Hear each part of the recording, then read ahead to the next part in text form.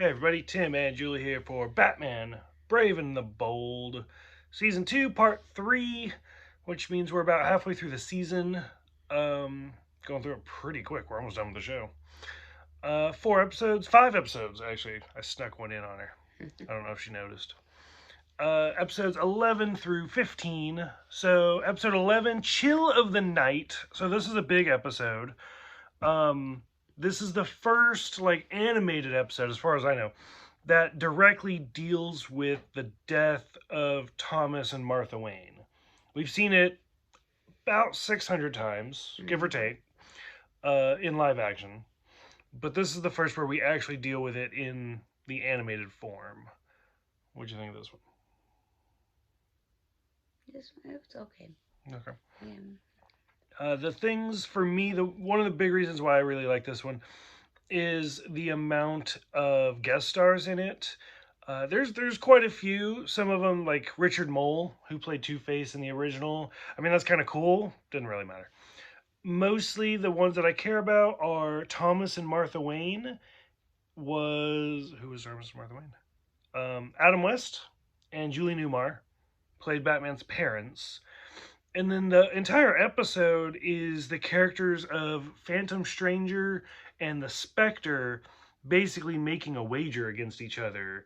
That, like, if you take Batman, who does nothing but preach, like, justice rather than vengeance, if you put him in the same room with the person who murdered his parents, will he still be all about justice? Or will he switch to vengeance? The Spectre says he'll do vengeance, and Phantom Stranger says he'll stick with justice. Those two characters are voiced by Kevin Conroy and Mark Hamill. So we have the original Batman, the original Catwoman as the married couple, and then we have the 90s Batman and Joker doing this whole thing. So it's a lot of little cameos in there. The next episode, Gorillas in Our Midst, which is an obvious play to Gorillas in the Mist, which is about, I don't remember who that's about. I want to say Jane Goodall, but it's not. It's somebody else that played with gorillas. But still, it's punny. Nobody over or under the age of 30 is gonna get that joke at all. What do you think of this one? This one, it was. I don't know. These ones we just watched, they seem to be getting a little better. Okay. So this one was kind of hit and miss. I don't even know his name. I think it's Detective Chimp or something. I don't give a fuck about Detective Chimp. We do see Vixen, who is voiced by one of my favorite actresses, Cree Summer. She was the voice of Max in Batman Beyond. And then her boyfriend, whatever his name was, where he can put two things together. And so we see him do a pigeon and a rat and stuff. And then he turns Batman into a griffin, which was pretty bitchin'. It was pretty badass. But it was weird, but it worked. The next one, this is the two-parter. I slipped in an extra episode, and it kind of evens out our episodes from here on out. Episode 13 and 14, The Siege of Starro. This is it. Like I said, it's been leading up with all of the to be continued. So Starro is, we've seen before, technically, a different version, in the Batman Beyond episode with the Justice League, where the call, I think, where the star had been on Superman's chest for a while. So this is just this episode is this series version of that character. Damn, that was hard to say. It's a two-parter, but realistically, I felt like it just kept going and going. Like, it was very long. It did bring back every character we'd seen. Like, it brought back the Metal Man. It brought back Vixen, who we just saw the last episode. Brought back Shazam. Everybody was in this. Right. The thing that did stand out to me was at one point they're fighting Starro, and they end up in the exact same position as the first Justice League cover, which the first Justice League villain was Starro. I mean, it's not the same people because on that cover it's Superman, Wonder Woman, stuff like that, but it's the exact same position. But the reason I did team this up together, like I said, it's the whole series because we do them in episodes of 4, did not line up. Now it will, and it's the only two-parter in the entire series.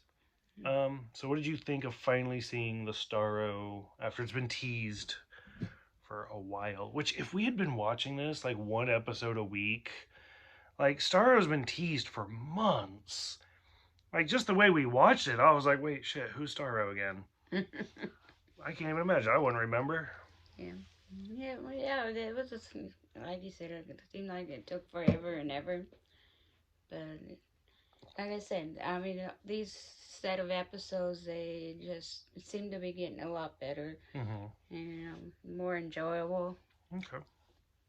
And then the final one, Requiem for a Scarlet Speedster, which I feel like is a reference to something, but I don't know. This one is way in the comics. Like if you don't read the comics, like I don't know if anybody will understand this episode because we see Jay Garrick, Barry Allen, and Kid Flash, and all together. So in the comics, back in the 80s, Barry Allen in Crisis on Infinite Earths, Barry Allen disappeared and he was gone for the comics for years to come. And then eventually they wrote him back in. So, and this kind of borrows from that a little bit, that Barry has been gone, and Kid Flash in the original Flash, which I love, I think it's Captain Cold, calls him Geezer Flash and Baby Flash, have been trying to like fill in. And I mean, it's kind of interesting. It's a lot of fun, but the way they get all of the flashes in there, I thought they did a good job. And then Eobard Thawne, aka Professor Zoom, aka Reverse Flash, aka has way too many names, plays the villain of it, and he's voiced by Ship.